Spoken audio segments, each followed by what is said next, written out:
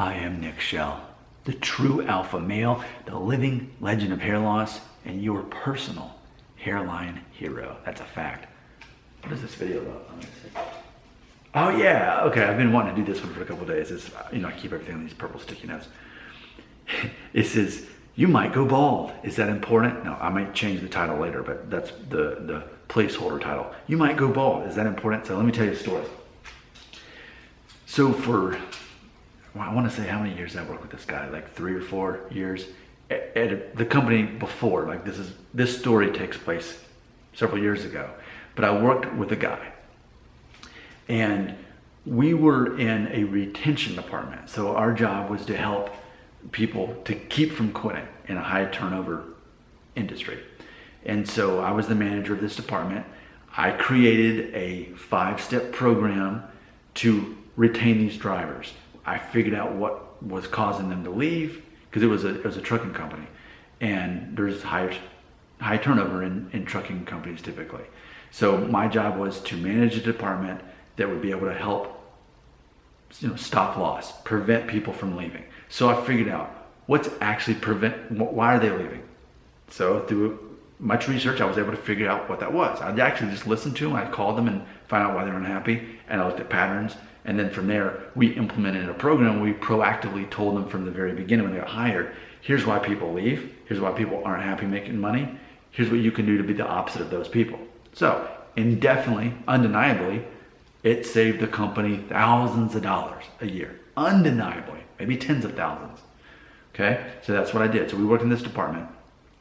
And it was funny because while we proactively called the drivers to teach them how not to make mistakes, like for example, here's one. It was over the road trucking, so they're out, 2 or 3 weeks at a time or whatever, and then they're home. So I was able to figure out that there was a pattern involved in which the customers, the shippers, wanted all of their freight moved out by the end of the month.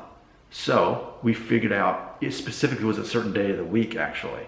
So we proactively sent them a calendar and said, hey, if you go home during this time, you're gonna make about $1,000 more a month because you're gonna be home when freight's the slowest, because the week before will be the busiest, and that week before is when you definitely need to be on the road. This is going to keep you from losing money. It's gonna make you money. So we're having this conversation, explaining very intelligent concepts, but making them simple to help people make more money. Okay, so that's what we're doing. And there was this other guy that I worked with, one of my coworkers.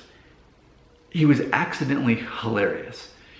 He was older, and like when you think of like Wasp, like white Anglo-Saxon Protestant, like he was the epitome of this. And it's almost like he had just that dry humor from England, and he's brought it over. He was completely American, but that's why he was hilarious.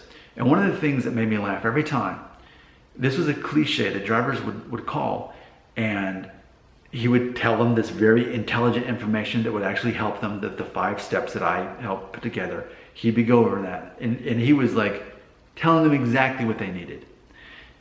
And instead of taking that at value, they would say, well, let me ask you a question. You ever driven a truck before? You ever driven an 18-wheeler before? He would hear that question nearly daily. We all did. But his response was hilarious, and that was, is that important? So anytime we heard him say, is that important on a call, that was the giveaway that someone just asked him if he had ever driven a truck before.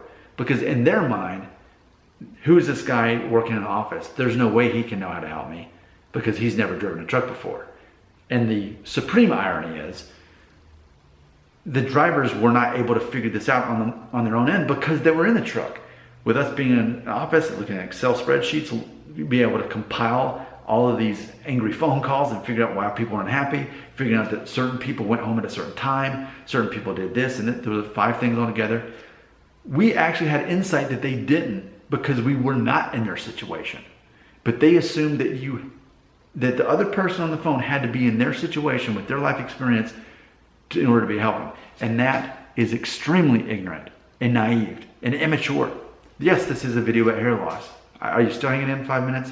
Yeah, because I know 5 minutes in I haven't said much about hair loss, but you needed to hear that story because that's what I run into daily in the comment section of my videos. So just like the driver who says, you've never driven a truck, and then the guy would say, is that important? What I'm telling you is, what's not important is whether or not I went bald at age 25. What's not important is whether I had a receding hairline when I graduated high school. Your story and you getting help for your situation is irrelevant to whether I have hair or not. And it's so funny because I mean, daily on the comments on my videos, I'll get one comment saying, you shouldn't run this channel. You don't even have any hair loss issues at all. Why are you running this channel? Very next comment, dude, you're gonna go bald next year. It's the apocalypse, man. You're gonna go bald. That's who I call the hair loss prophets of doom. But it's a matter of perception of their own insecurities that they project on me. That's all that is. But it's funny because ultimately, the people I'm able to help on my channel psychologically overcome this when I help them realize, dude, you're stuck on yourself. Stop focusing on yourself. Start focusing on other people. It's not about you, it's about them. They like you more when you like them, not when you like yourself more even necessarily.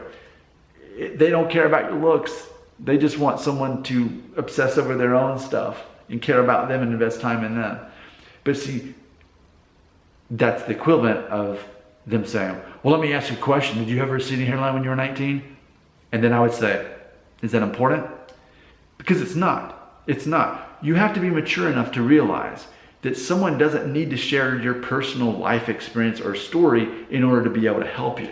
And I think it's similar to the way I've talked before about how people do this thing, tribalism, where when someone else has an opposing view, they automatically look down on that person.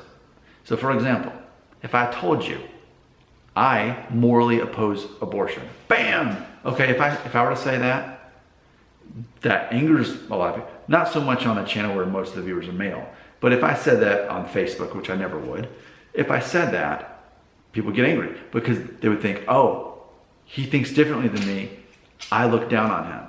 Now, for me, yes, I do morally oppose abortion, but at the same time, do I look down on people who are for abortion? No. Even though I morally oppose their beliefs, I don't oppose that person. They're not the enemy. I don't look down on them and think, oh, I'm better than them. And it's the same way with politics, religion, sports. Yes, I know exactly what I believe and how I feel.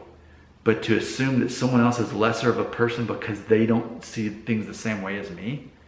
And see, that's what happens when you are not emotionally intelligent, when you're not as mature. This is often what you see with people under the age of 35 or who are over 35 but never quite got caught up on maturing and realizing, hey, I can listen to the words of somebody that I don't even agree about most stuff, but if they have one thing I can learn from them, I want to learn the one thing.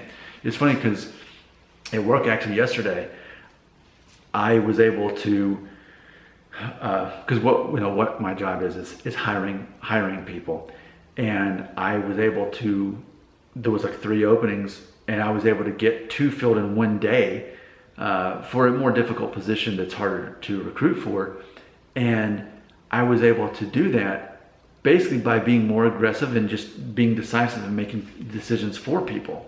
And there's a younger person that I was kind of like showing how I was able to do that because they're like, Nick, how'd you do that? So I said, ultimately, I basically kind of stalked the person and kept telling them progress of where we were with this whole thing. And I said, to the point maybe I was annoying, but in the end, now they get to start a new job next week.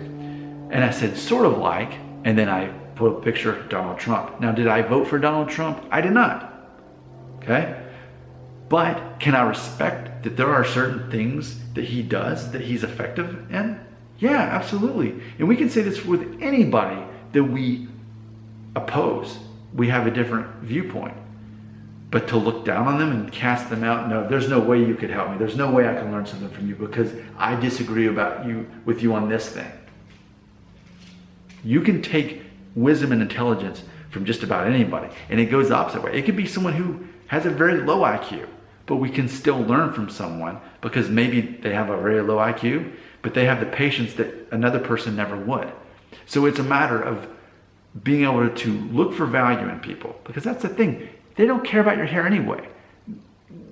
The only thing you have to offer other people, it's not your hair. It's how can you add value to them?